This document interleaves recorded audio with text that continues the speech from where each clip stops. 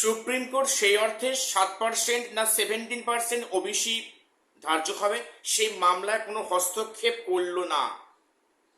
তাহলে কি হতে যাচ্ছে আগামীতে? তাহলে কি 7%ই কার্যকর হচ্ছে? তো আজকের যে সুপ্রিম কোর্টে যে ওবিসি মামলার একটা বিষয় ছিল, সেখানে বিভিন্ন ভাবে অনেক কথাবার্তা উঠে এলো উভয় পক্ষের, এবং সেখানে উনি কিছু নির্দেশ দিয়েছেন বিচারপতি। আমি সেটা আজকে ডিসকাস করছি। এবং এরই মাঝে আরেকটা অবাক করার বিষয়, 31শে আগস্টটা কোথায় বাকি? সেখানে আগামীকাল এবং সম্ভবত 31 তারিখ এই কোর্ট খোলা থাকছে। তাহলে এর মধ্যে ডেট এক্সটেনশনের মামলা কিন্তু এখনো উঠল না। তাহলে কি 31শে আগস্টের ডেট এক্সটেনশন হচ্ছে না? তাহলে কি অনেকে আপাতত চাকরি হারাতে বসছেন যেটা ইন সার্ভিস আছে? তো বিষয়টা অ্যাকচুয়ালি কি হচ্ছে আমি সেটা নিয়ে বলবো। এবং সেখানে যেটা সেপ্টেম্বর মাসের মধ্যে কিছু চাকরির নাকি রিক্রুটমেন্টের বিজ্ঞপ্তি আসছে, এটা কতখানি সত্য বা প্রাসঙ্গিক সে নিয়ে ডিসকাস করবো।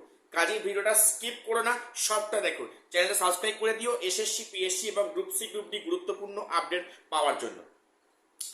আর প্রথম বলি আজকে যে আজকের সুপ্রিম কোর্টে আমাদের প্রত্যেকের নজর ছিল যে ওবিসি কেসটা ওঠে এবং সেক্ষেত্রে কোর্ট কি অবজারভেশন দেয়, কি নির্দেশ দেয়, এবং সেখানে সরকারি পক্ষ থেকে কি বলা হয়, আমাদের প্রত্যেকের সেদিকে নজর ছিল।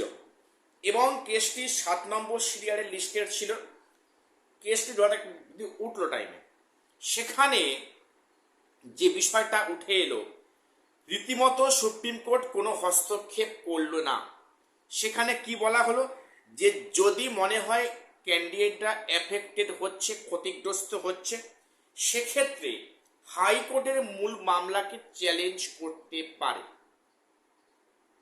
বিষয়টা বুঝে দেখো, যদি মনে হয় যে ক্যান্ডিডেটরা এর ফলে এফেক্টেড হচ্ছে, তাহলে পরে হাইকোর্টের রায়কে চ্যালেঞ্জ মূল যে রায়কে চ্যালেঞ্জ করতে পারে হাইকোর্টে গিয়ে।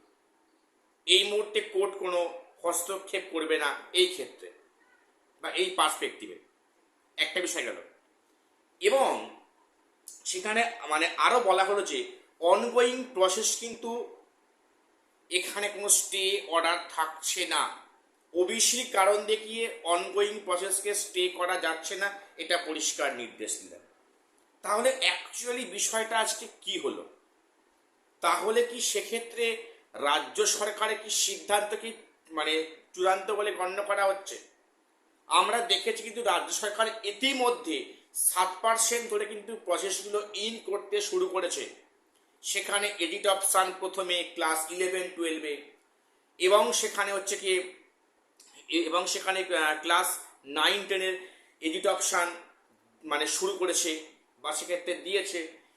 অর্থাৎ প্রসেস কিন্তু 7% ধরেই আগাতে চাইছে সরকার প্রথম থেকেই, এবং এ নিয়ে বিভিন্ন ক্ষেত্রে কেস হয়। এবং আজকে যেটা হওয়ার কথা, কিন্তু এটা ফাইনাল হওয়ার কথা ছিল, কিন্তু এতে কোর্ট কোনো সিদ্ধান্ত নিল না, পুনরায় হাইকোর্টে ফিরিয়ে দিল। এখন এরপরে পিটিশনাররা কি পুনরায় হাইকোর্টে ফিরবে? অবশ্য হয়তো ফিরবে। সেখানে কি মূল রায়কে চ্যালেঞ্জ করবে? না হলে পরে কিন্তু সুপ্রিম কোর্ট এই মামলা শুনবে না। অবাক করার বিষয় যে যেখানে সুপ্রিম কোর্ট বলেছে যে সমস্ত দিক থেকে 2016 ফেসিলিটি যাতে পায়, যাতে তারা বঞ্চিত হয় দেখার জন্য, আর এখানে এই বিষয়টা ওনারা শুনলেন না। এটা কিন্তু অনেককে একটা খারাপ বিষয় ভাবে নিচ্ছেন।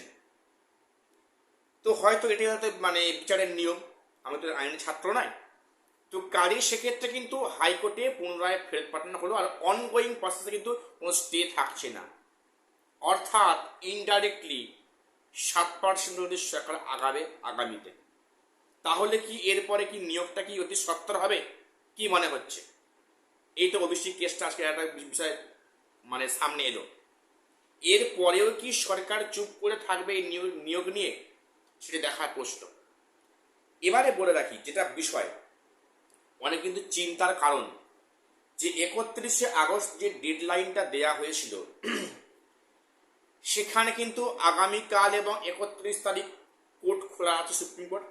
সেক্ষেত্রে এখনো কিন্তু কেসটা কিন্তু হিয়ারিং এর জন্য উঠলো না, যে আদৌ ডেটটা এক্সটেন্ড হবে কিনা, যেটা সরকার এসএসসি এবং মধ্যশিক্ষা পর্ষদ মানে যৌথ উদ্যোগে করতে গিয়ে বলেছে যে ডেটটা এক্সটেন্ড করতে হবে। শিক্ষামন্ত্রী স্বয়ং কিন্তু গতকালও বলেছেন যে নতুন সরকারের পক্ষে ক্ষমতা এসেই এক্ষুনি সব কাজ সারা সম্ভব নয়, ডেট এক্সটেন্ড করতে হবে। এবং সেখানে মধ্যশিক্ষা পর্ষদ 2027 মে মাস অবধি টাইম নিয়েছে এবং স্কুল সার্ভিস কমিশন এপ্রিল মাস অবধি টাইম নিয়েছে। কেন এই পার্থক্যটা কেন? এসএসসির দায়িত্ব রেকমেন্ড করা, তারপরে কিন্তু মেডিকেল পিভিআর এর কাজ কিন্তু সেখানে ফাইনাল কাজটা হবে ডাব্লিউবিএসসি অর্থাৎ মধ্যশিক্ষা পর্ষদের। তাই কিন্তু পর্ষদ 1 মাস টাইম বেশি সময় নিয়েছে বলে দাবি করেছেন বা সেখানে প্রেয়ার করেছেন। এই প্রেয়ারের প্রেক্ষিতে তাহলে হিয়ারিংটা কবে হচ্ছে? যদি এর মধ্যে না হয় তাহলে তো তোমার সেপ্টেম্বর মাস পড়ে যাচ্ছে। সেপ্টেম্বর মাসের মধ্যে কি আদৌ কি হবে? সেখানে সময়সীমা তো পার হয়ে যাচ্ছে। তাহলে কি 31শে আগস্টের পর কি অনেকেই চাকরি হারাতে যাচ্ছে? যেমন কি গ্রুপ সি গ্রুপ ডি হয়েছে, অনেকেই চিন্তার মধ্যে আছে। আশা করা যাচ্ছে এর মধ্যে সরকার বা কমিশনের এই বিষয়ে ওয়াকিবহাল আছে এবং কেসটা অবশ্যই লিস্টেড হবে আশা করছি। কিন্তু এখনো যা খবর কিন্তু সত্যিকারের চিন্তার বিষয় আছে যে এখনো অবধি কেসটা কেন লিস্টেড হলো না, এখন কেসটা কেন হিয়ারিং হলো না, কেমন ডেটটা বাড়ানো হলো না। এবারে যে বিষয়টা বলবো, যে যেটা আমরা শুনছি যে ভিডিওটা খুব ভাইরাল হচ্ছে গতকাল থেকে, রাজ্যের মুখ্যমন্ত্রী বলেছেন যে সেপ্টেম্বর মাস থেকে কিন্তু চাকরির নাকি ফোয়ারা আসবে, সেখানে বিভিন্ন ডিপার্টমেন্টের নিয়োগগুলো সম্পূর্ণ হবে। বিষয়টা কি অ্যাকচুয়ালি তাই? কেউ বলছে সেখানে আপার প্রাইমারি, কেউ বলছে সেখানে পিএসসির মাধ্যমে নিয়োগ। অ্যাকচুয়ালি বিষয়টা কি? সত্যি সেখানে নিয়োগ কি অবশ্যই হবে? দেখো, যেটা মুখ্যমন্ত্রী বলেছেন মানে নিশ্চয়ই কোনো ক্লু অবশ্যই আছে। সেক্ষেত্রে হয়তো সেপ্টেম্বর মাসের মধ্যে কিছু বিজ্ঞপ্তি আসতে পারে। পরীক্ষা নিয়োগটা পরে বিষয়, হয়তো সেখানে কিছু কিন্তু এক্সামিনেশনের বিজ্ঞপ্তি নোটিফিকেশন আসতে পারে এই সেপ্টেম্বর মাসের মধ্যে, সম্ভাবনা কিন্তু আছে। তবে এটাও একটা কিন্তু আই ওয়াশ বলে আমার অন্তত মনে হচ্ছে।